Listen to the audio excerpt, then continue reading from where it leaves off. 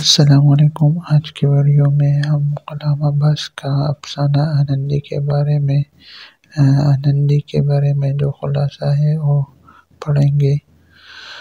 غلام عباس کا افسانہ آنندی اردو ادب کا ایک خاص شاہکار ہے جو معاشرتی منافقت، اخلاقی دوہرے پن اور انسانی فطرت کی کمزوریوں پر طنزیہ تنقید کرتا ہے۔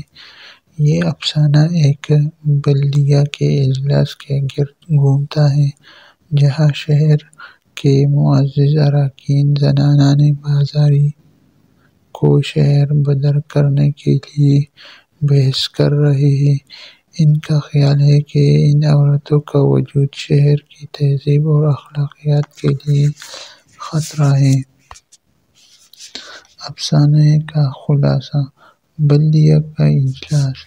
افسانے کا آغاز بلدیے کے ایک اجلاس سے ہوتا ہے جس میں شہر کی معزز اراکین زنانان بازاری کو شہر بدر کرنے کے لیے بحث کر رہے ہیں۔ ان کا کہنا ہے کہ یہ عورتیں شہر کے مرکزی تجارتی علاقے میں رہتی ہیں جس کی وجہ سے شریف خواتین اور نوجوانوں کے اخلاق پر برا اثر پڑتا ہے۔ اراکین کے دلائل: ایک رکن کا کہنا ہے کہ زنانان بازاری کی موجودگی سے شریف خواتین میں بھی آرائش و زیبائش کی خواہشات بڑھ جاتی ہیں جس کی وجہ سے ان کے گھریلو معاملات خراب ہو جاتے ہیں۔ دوسرے رکن کا خیال ہے کہ نوجوان طلباء جو ان عورتوں کو دیکھتے ہیں وہ اپنی تعلیم اور مستقبل کو خطرے میں ڈالتے ہیں۔ ایک اور رکن نے شہر میں بڑھتی ہوئی جرائم کی طرح کو بھی زنانان بازاری کی موجودگی سے جوڑا ہے۔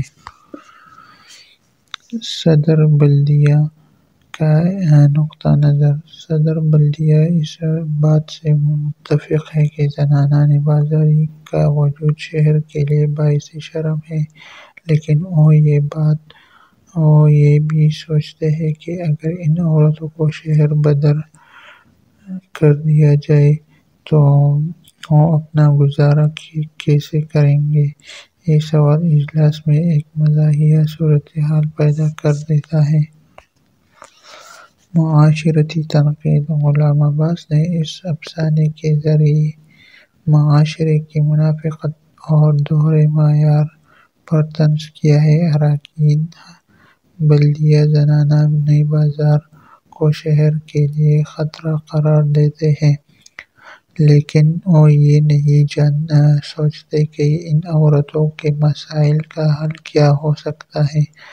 یہ افسانہ انسانی فطرت کی کمزوریوں اور معاشرتی ناانصافی کو بے نقاب کرتا ہے۔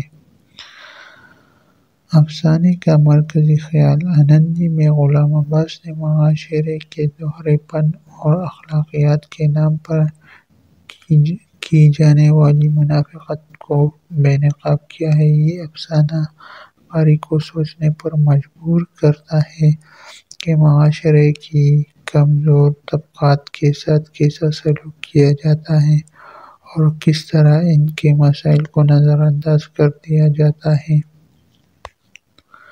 غلام عباس کا اسلوب: غلام عباس کا اسلوب غیر جانبداری اور تعقل پر مبنی ہے۔ وہ جذباتی ہوئے بغیر معاشرتی مسائل کو بے نقاب کرتے ہیں اور قاری کو ان مسائل پر غور کرنے پر مجبور کرتے ہیں۔